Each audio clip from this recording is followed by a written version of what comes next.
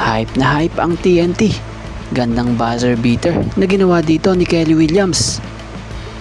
Take over move pa sa dulo itong si Jordan Heading at makapigil hiningang tira sa dulo ni CJ Cancino.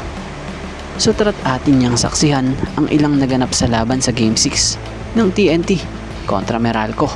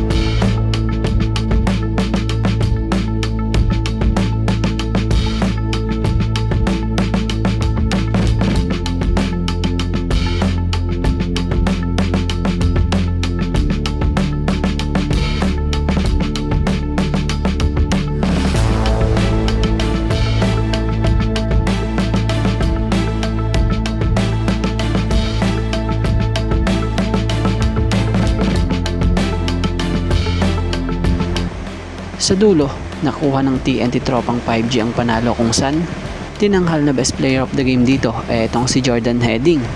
So TNT and Barangay Ginebra sa finals.